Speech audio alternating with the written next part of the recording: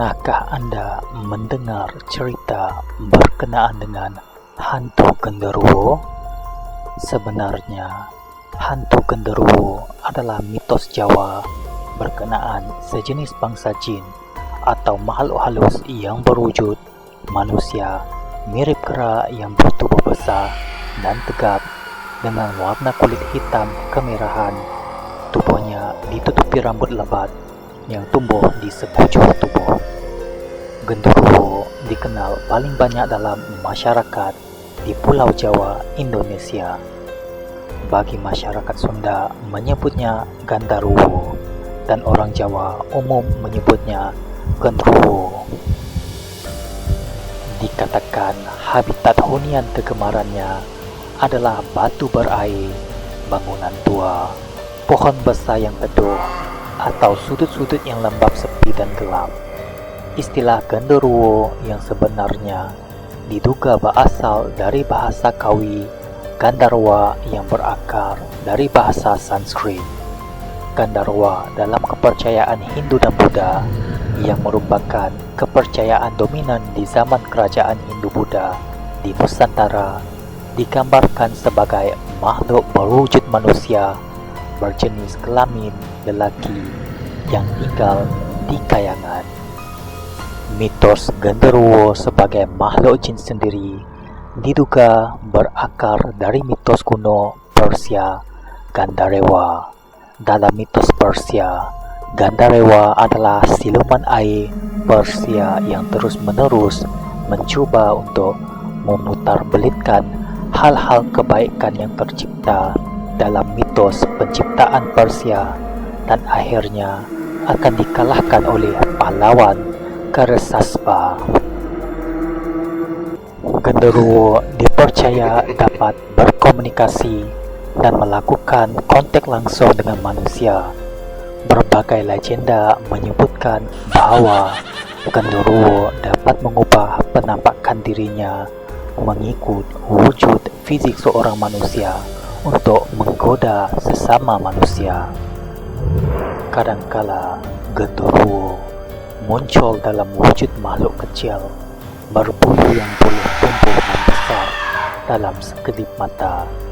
Genderuwo juga gemar melempari atau menikam rumah orang dengan batu-batu kerikil di malam hari. Salah satu kegemaran genderuwo yang paling utama adalah menggoda istri-istri yang kesepian yang ditinggalkan suami atau para janda. Bahkan kadangkala genderuwo boleh sampai melakukan hubungan seksual dengan mereka. Dipercayai bahwa benih daripada genderuwo dapat menyebabkan seorang wanita menjadi hamil dan memiliki keturunan dari genderuwo. Genderuwo dipercayai sebagai sosok makhluk yang bernafsu karena kegemarannya menggoda manusia, terutama kaum perempuan dan anak-anak. Genderuwo bahkan akan merubah bentuknya kepada manusia dan menodai mangsa. Pernah diceritakan wanita yang telah ditinggalkan oleh suaminya yang sedang bertugas atau bekerja di luar kawasan didatangi genderuwo yang menyamar dan merubah sosoknya persis suami wanita berkenaan dan melakukan hubungan intim dengan wanita berkenaan yang tanpa disedari wanita tersebut bahwa pasangannya adalah makhluk genderuwo yang menyamar sebagai suami wanita berkenaan. Menurut legenda, genderuwo memiliki kemampuan menggoda untuk menarik wanita agar terikat untuk melakukan hubungan intim dengannya.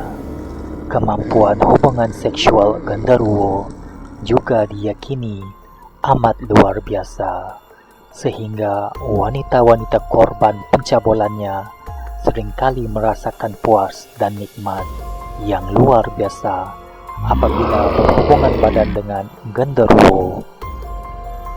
Namun biasanya wanita korban yang ditiduri oleh genderuwo tidak akan menyadari sedang bersetubuh dengan makhluk genderuwo karena genderuwo akan menyamar sebagai suami atau kekasih korban.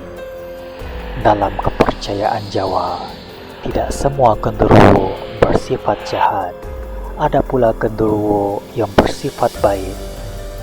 Genderuwo yang bersifat baik ini dipercayai biasanya menampakkan wujudnya sebagai seorang lelaki tua berjubah putih yang kelihatan amat berwibawa. Genderuwo yang baik tidak bersifat menggoda seperti saudara sebangsanya yang bersifat jahat. Genderuwo yang baik seringkali membantu manusia seperti menjaga rumah manusia dari orang yang berniat tidak baik, bahkan berompak. Asal-usul genderuwo dipercayai berasal dari arwah orang yang meninggal secara tidak sempurna akibat penguburan yang tidak sempurna ataupun kecelakaan, sehingga arwah tersebut tidak reda dan belum mahu menerima hakikat kematiannya. Mengikut kepercayaan, salah satu cara memanggil genderuwo adalah dengan membakar sate gagak. Diyakini burung gagak adalah makanan kesukaannya sekaligus binatang peliharaan genderuwo. Dalam hal ini, seperti manusia yang memelihara ayam, untuk melakukan ritual ini, mereka yang ingin bertemu dengan genderuwo diyakini harus mengikuti tata cara khusus untuk membuat sate gagak. Tempat yang diyakini paling tepat untuk melakukan ritual pemanggilan ini adalah tempat yang terbuka agar bau burung gagak yang dibakar menyebar ke segala arah dibawa oleh angin dan boleh mengundang genderuwo mendatangi tempat tersebut. Hal terpenting dari ritual ini dipercaya adalah pengucapan hafalan mantra khusus agar genderuwo selain mencium bau makanan juga dapat mendengar panggilan. Mantra pemanggil genderuwo diyakini hanya dimiliki segelintir orang sahaja. Menggunakan hikmat makhluk ini telah banyak digunakan untuk penipuan demi mendapat keuntungan kepada manusia yang ingin berdamping dengannya. Walaupun begitu, umat Islam dilarang untuk melakukan ritual sebegini yang bertentangan dengan akidah umat Islam. Apa-apapun cerita mengenai makhluk ini masih kekal mitos dan tidak diketahui kebenarannya. Wallahu a'lam bishawab.